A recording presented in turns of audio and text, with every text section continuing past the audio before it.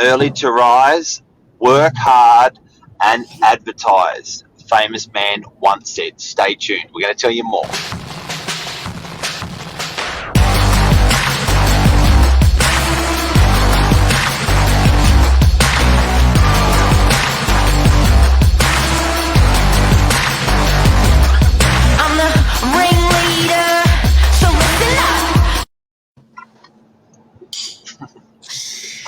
Good morning, everyone. Welcome to Morning Minutes. Myself, Michael Bergio, Mark Novak, episode 576. And this morning we're going to talk about why we do the show, why we have done 576, and just sort of give you a bit of the backstory of why, and would love your feedback as always. So, like Mark, this 576, we mostly do about 5-6 days a week. It's almost 3 years, I believe, that we've done the show.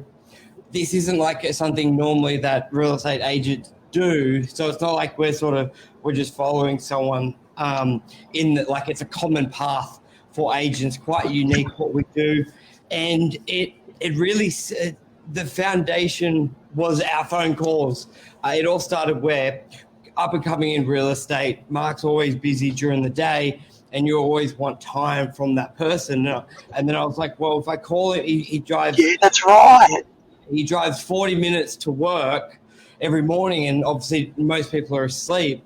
And I'm like, well, if I call him then, I can get uninterrupted and expand and talk through stuff when buyers say this about the market. Yeah. And that's where it stemmed from, the negotiations part of it. And then we started talking about what we think the economy is doing, get into the numbers. And then I remember one day Mark was like this, especially when we're trying to push Facebook Lives, and mostly everyone would only use social media for marketing properties.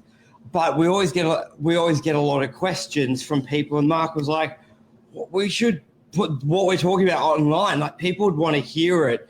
It's the most rawest on the ground perspective of real estate, and then we get access. Like, someone may know a friend who owns 2 properties and that's it, but we know people who own 100 properties, and we're sort of got so much information, not from us but from our clients, that goes through us, and we can relate to people. So we're in a super unique position, and that's where Mark was like, let's do this on live. And we fumbled around when Facebook, remember, Mark would let you do the live and add someone, which was fucked, because how many mistakes was there? It cut out, but it was awful. Yeah, it was embarrassing. Still is. Yeah, talk us through when you were like, let's put this out there, surely people want to hear it, because that's the beginning of actually, you're just jogging by memory. Like, so we were doing, so Burge and I were just decided, and sorry to repeat what you're saying, Burge, but I think it's such a cool story, because you and I was like chasing each other during the day, and there was a little bit of training involved in there, and it was like, you know what, if we just I've got this time before I get into the office that's sort of free time, let's optimize on that. So you and I were just having great conversations every morning at 7:45. And the conversations consisted of deals, clients questions, answers, feedback, strategy. And then at that same time, there was just this huge social media, podcasts were pumping hard, and people and a lot more video was rolling out on Facebook. So we were like, let's do this. Let's do this online. But it definitely was. We've stuffed up heaps, and hey, Burge, there's also been you can't get it right. Like, we've offended some people as well, which I don't like. But you don't want this safe, boring show that's just repetitive and not sparking people either. So we've had some pretty cheeky content go up, and some upset people. People probably wouldn't have realised, but we've probably deleted 2 or 3 shows because there's been such pushback. Yeah, but I think people got to realise not everyone's always going to agree, but it's very important to hear an opinion aside. And I think there's a couple of reasons why people don't do the show, especially in real estate, and why we saw a need for the content because no one was doing this. So we did it in the way we could. Two parts of it. The technical side is so bad and it's so embarrassing.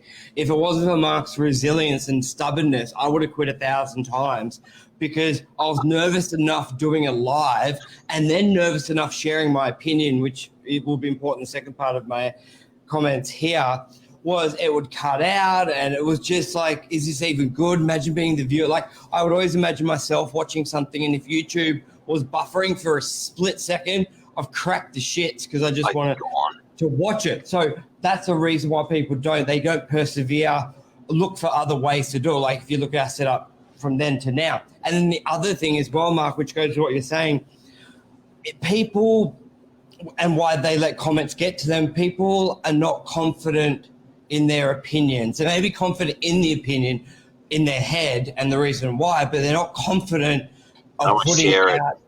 They share it because they think people mix up a disagreement. People think if you agree with me, you're attacking my personality, or you're disagreeing with me on a human level.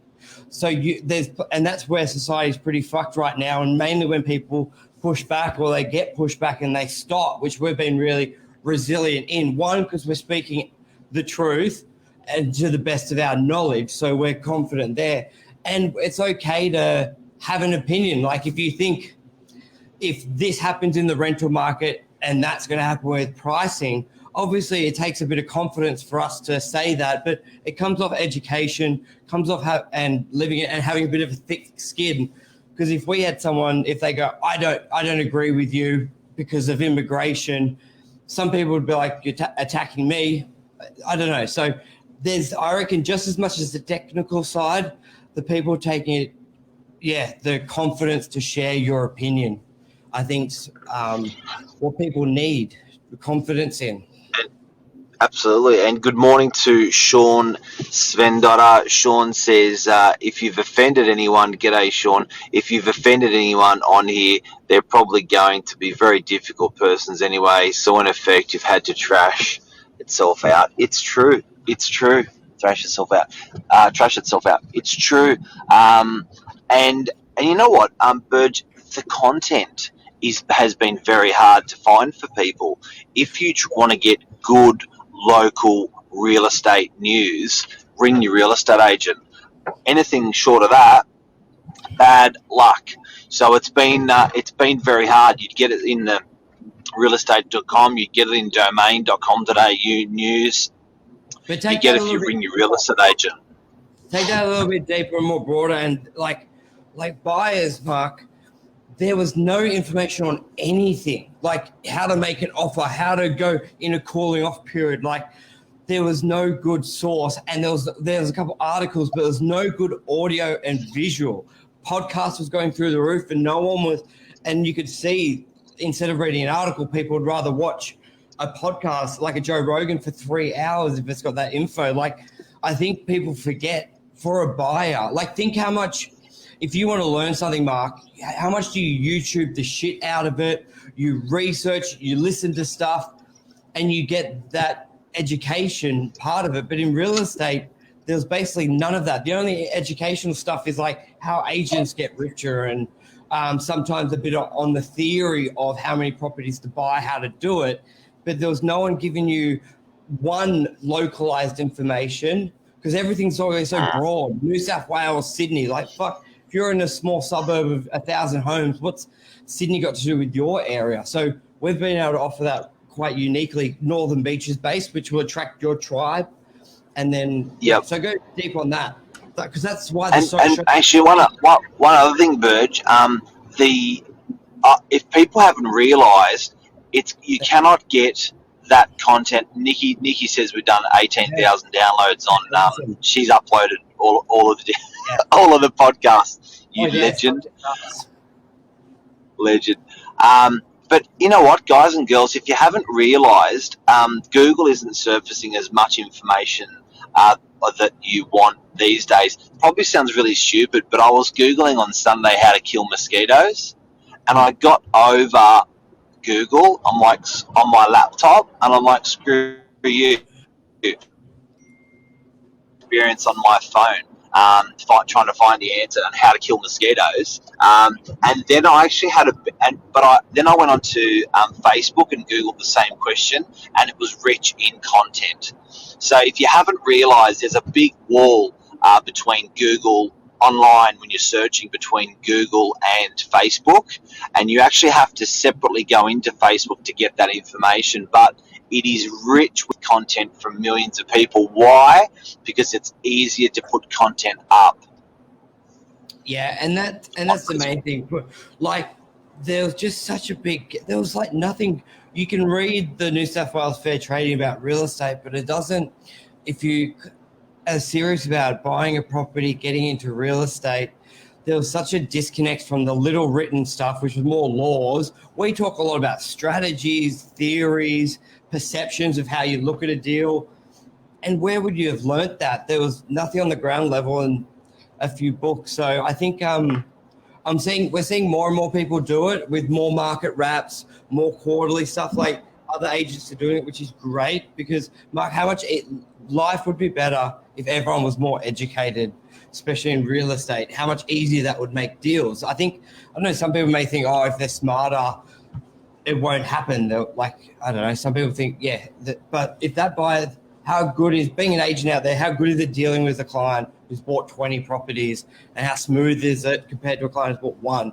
And if you could bring that one property purchaser up to the level of someone who's bought 3 or 4 through education like that we provide, it's a home run for everybody. Everyone. Hey, Burge, I've got a question for you. How the hell do you do it every day? Hang on. If you get bitten by a mozzie, jab the spot, yellow glue the stick, and stop itching in seconds. Yeah, but the problem is when there's thousands of them, like on a farm, there's like heaps. That's the hard bit. Anyway. Thanks, Sean. How we do so it? how the hell do you do it, Burge? Every day, you're pulling yourself out of bed. You're not making another appointment at that time.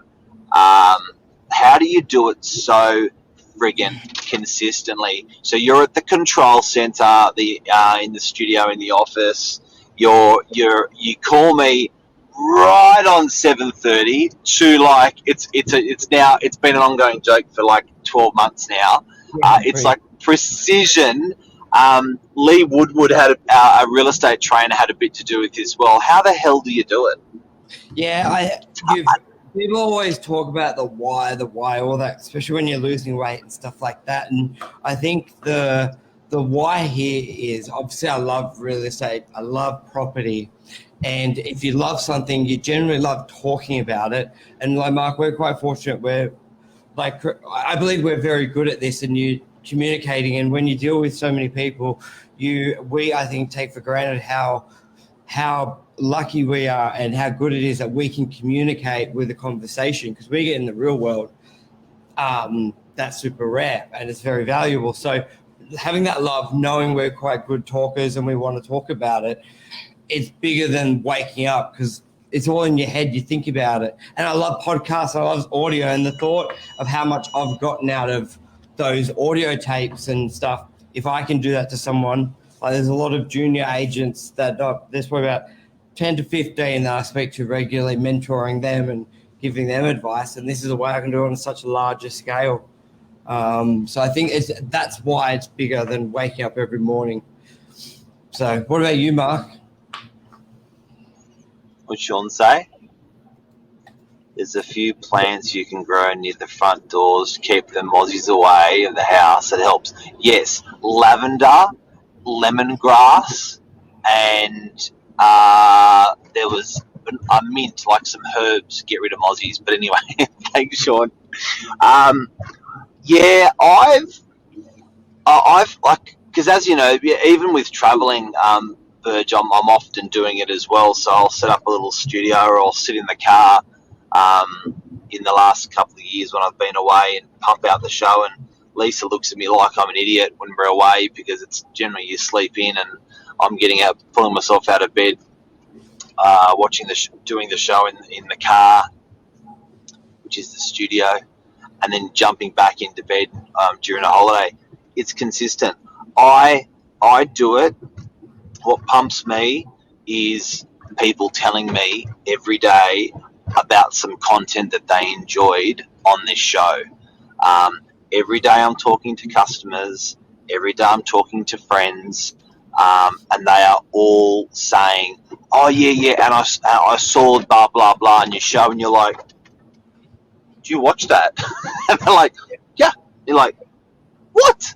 And they're like, "Yeah." So even even at accurate moments, like I had a client in 27 Highview that we sold for last night, and like 3-4 days ago, we're in a cool off on his property, and 3-4 days ago, he's like, yeah.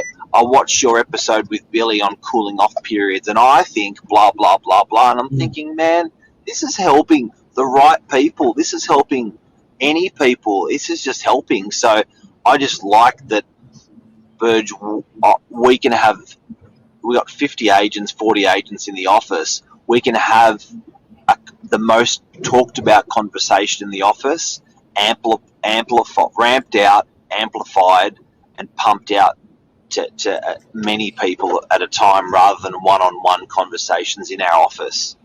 That's what gets me going. Well, on that note, thank you everyone for watching our 576th episode. 18,000 downloads, millions of views worldwide. Thank you. And that's a wrap. We'll see you tomorrow. Thanks, guys. Love ya. See ya. And share like Luke says. Luke, thank you so much for your support. You're a legend. Yeah. You